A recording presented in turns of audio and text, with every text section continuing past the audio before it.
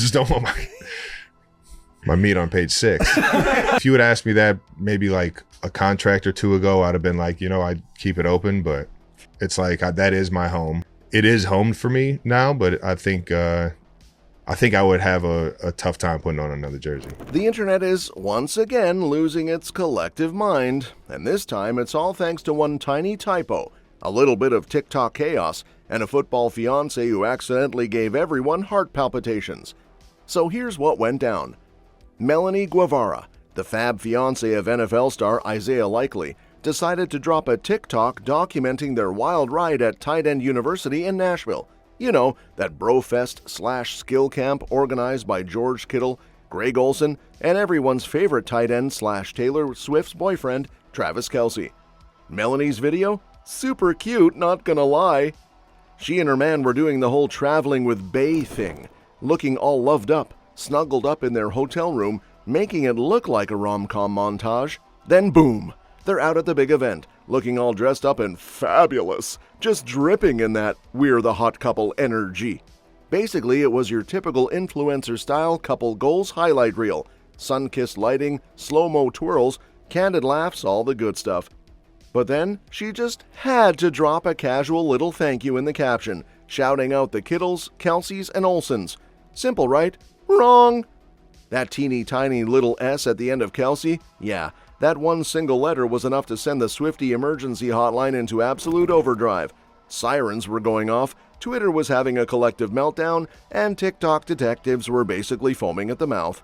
It was like she didn't just post a cute recap, she accidentally hit leak on the most classified file in the Swiftie universe. Fans went full FBI mode in the comments. One person was basically like, "Hold up, the Kelces? As in Mr. and Mrs. Kelce?" Another Swiftie was out here, manifesting, burning sage, lighting candles, throwing glitter in the air, probably even screaming into the void. And then came the theories. We saw her man playing with that man's hair in that bar video. They're already married, someone said, probably from deep inside their SwiftKelce conspiracy cave. Melanie, clearly realizing she stirred the Swiftie beehive, popped in to be like, "Oops, my bad, y'all, typo, just meant Kelce singular, chill." But at that point it was too late. The damage was done. The internet had already crowned Taylor as Mrs. Kelce, ordained by one accidental plural and sealed with a heart emoji. And just when fans thought they'd recovered from that mini heart attack, boom! Taylor herself shows up looking like she just stepped out of her own Lover music video and casually decided to cause another global meltdown. Date night with Travis? Babe? She's not just showing up, she's serving. Picture this, pink and cream Balmain houndstooth dress, the kind that whispers. Old money, but in a Gossip Girl accent? With corset vibes so on point even Blair Waldorf would slow clap. The dress? Straight out of a pastel fever dream. Lace on the bustier cups, mini pleats swinging, gold chain straps saying, "I casually own my entire music catalog and your man." Let's just say this outfit wasn't made for a low-key dinner. It was made to make headlines, melt phones, and possibly make Travis re-propose in the middle of the sidewalk. And she didn't stop there. She threw on gold drop earrings, a matching choker, and clutched a teeny tiny nude purse that probably holds nothing but chaos and lip gloss. Of course, the Louboutin heels made their usual cameo, red soles blazing like a low-key flex. Makeup? She ditched the soft fairy core curls for sleek rich girl hair, and those curtain bangs draped to perfection over one shoulder. Eyeshadow in a sunset orange shimmer, eyeliner sharp enough to cut glass, and that signature red lip. But make it warmer, like I'm meeting your mom, but I'm also the main event. And Travis, oh, he understood the assignment, coordinated without looking try-hard, in his own Kelce flair kind of way. White shirt with a red embroidered flower, black slacks, white socks peeking out like, yeah, I know you noticed, and loafers, plus black sunnies, because obviously this man is dating Taylor Swift, privacy is extinct.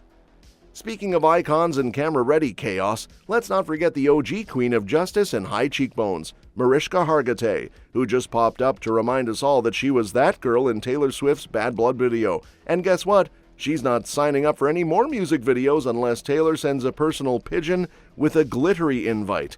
Yup. Benson from Law & Order SVU said she's retired from all non-Swift projects, like she's the Beyoncé of dramatic cameos. While chatting with a certain podcast host who never shies away from nosy questions, Marishka casually flexed that she's in her "I only do Taylor videos now" era. Can you blame her? Once you've sword-fought in slow-mo next to Selena Gomez and had your hair blown by a billion-dollar wind machine, how do you go back to anything else? Insiders say Marishka absolutely adored working with Taylor, called her smart, kind, and boss lady energy wrapped in a glitter cannon.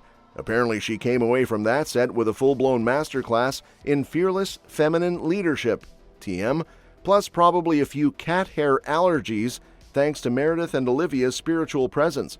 And just in case we forgot, this woman walked the 2015 VMA's red carpet with the entire squad, like she was the honorary CEO of Cool Girls, right as Bad Blood snatched Video of the Year like it was built for the trophy. She didn't spill any major tea, but she made it clear. The vibes were immaculate, the energy was elite, and if Taylor even thinks of filming another music video, Marishka's already in glam, waiting by the phone, sipping tea from a mug that says Squad Goals 2015.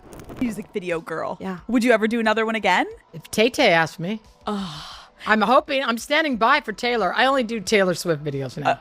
It was so fun. It's the best music video. It's the best music video. Cool girls Feeling and so cool. supermodels and all of it. It was like the most fun ever. I learned so much from her. That's what I love about her is it was just so great. And she was just warm and smart and kind and such a boss lady. My daughter watches the same thing. We have It's it on the a best. repeat. It's the best. Meanwhile, across the pond in Glastonbury, Matt Healy was doing the absolute most again, because apparently the man woke up and chose poetry, delusion, and a sprinkle of main character syndrome. During the 1975's headlining set, Matty paused his usual chaos to declare in peak indie boy fashion that he's probably the greatest songwriter of his generation. Like, sir, you wrote chocolate. Calm down. This isn't the Nobel Prize ceremony. But wait, it gets juicier. He then doubled down, calling himself a poet. Not just any poet, y'all. A generational wordsmith. And if that didn't have Swifties grabbing their popcorn and receipts, he made sure to sprinkle just enough "I'm bleeding lyrics for you" drama to send the fandom into code red. The moment was so extra, it could have had its own Eras Tour act. Of course, hours later, Maddie tried to play it off like a "just kidding" moment. Sure, Jan, we've heard this song before. Literally. Now, this Glasto performance wouldn't be making waves if it weren't dripping in not-so-subtle shade toward Taylor's The Tortured Poets Department, an album that already body-slammed Maddie's emotional state across 4 whole tracks. Guilty as Sin, Fresh Out the Slammer, I Can Fix Him. Yeah, those titles weren't exactly subtle. It's like Taylor gave him a lyrical roast and wrapped it in pastel vinyl.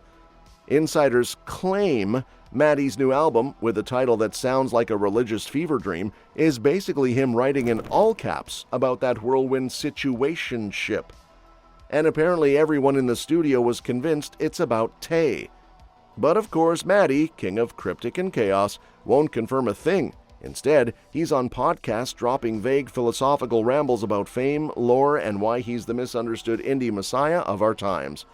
Meanwhile, back on Earth, Travis is turning into a Hallmark boyfriend with muscles, waxing poetic. Not about himself, thank God, but about how Taylor Swift has basically turned his life into a rom-com with touchdowns. According to insiders, the man's got star in his eyes and glitter in his soul, and it's all because of Miss Americana herself. Since they started dating in late 2023, Trav's been living his best golden retriever life. Summer's been a blur of concerts, cozy date nights, tight-end university shout-outs, and apparently a whole lot of personal growth, like real character development, the kind you usually need a whole Netflix arc for. The guy straight up told a major sports talk show host that being in a strong relationship helped him stay locked in on his craft and become a better version of himself. Somewhere, Taylor's journaling this and adding little heart stickers in the margins. And of course, he's not just taking, he's giving too.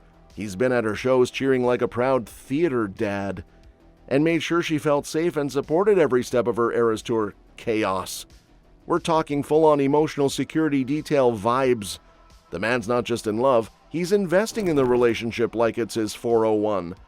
Now, not everyone's buying the love is my pre-workout narrative.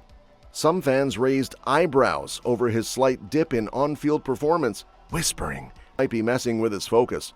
But let's be real, Travis didn't let that slide. He made it very clear that if he ever missed a play, it wasn't because his girlfriend was too dazzling. If anything, he's working harder because she's in the bleachers, possibly wearing a friendship bracelet with his name on it. So while some exes are still playing tortured poet at music fests, Travis is serving evolved boyfriend energy and defending Taylor like she's the MVP of his entire life. That's all for this video, folks. We'll see you next time.